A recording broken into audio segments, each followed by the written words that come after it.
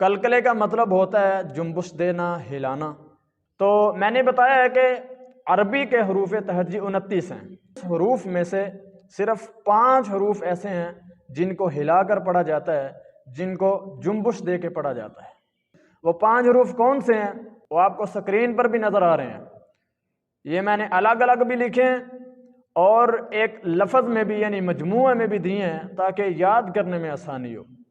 آپ دیکھیں قاف، طا، با، جیم، دال، یہ 5 حروف ہیں اور ان کو یاد کرنے کے لیے اور آسانی کے لیے لفظ نیچے موجود ہے قطب جدن۔ یہ 2 لفظ ہیں اور ان 2 لفظوں میں 5 حروف آ جاتے ہیں قطب جدن۔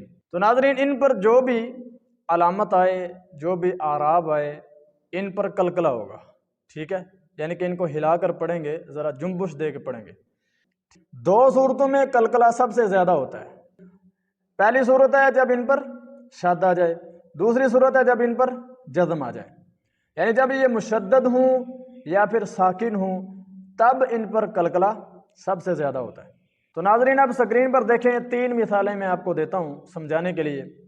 پہلی مثال ہے قد افلح المؤمنون، قد دال ساکن ہے، یہاں پر کلکلہ ہو رہا ہے۔ دوسری مثال ہے نطفہ، اب طا بھی ساکن ہے، یہاں پر بھی کلکلہ ہوگا، نطفہ، ذرا طا کو ہلا کر پڑھیں گے۔ تیسری مثال ہے وہ مشدد کی مثال ہے، ٹھیک ہے؟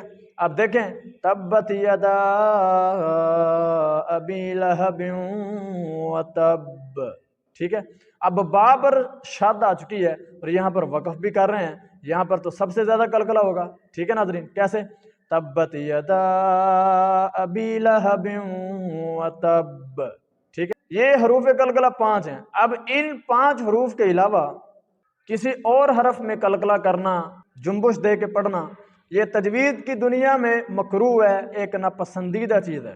اگر ہم حروف کلکلہ کا خیال کریں گے اور جہاں پر کلکلہ ہوتا ہے وہاں پر کریں گے اور جہاں پر نہیں ہوتا وہاں پر نہیں کریں گے تو انشاءاللہ ہماری تلاوت کے اندر ایک خوبصورتی پیدا ہوگی۔ یہ جو اصول میں بیان کر رہا ہوں ان کا تعلق تلاوت کی خوبصورتی کے ساتھ ہے، ٹھیک ہے ناظرین؟ اگر آپ بھی چاہتے ہیں کہ ہماری تلاوت کے اندر خوبصورتی آئے تو آپ محنت کریں، ہمارے ان اصولوں کو سیکھیں۔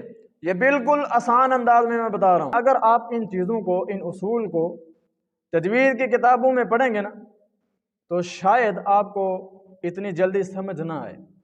تو میں آپ کو انتہائی اختصار کے ساتھ اور ایک خلاصہ آپ کے سامنے پیش کرتا ہوں تاکہ آپ کو جلدی سمجھ آ جائے۔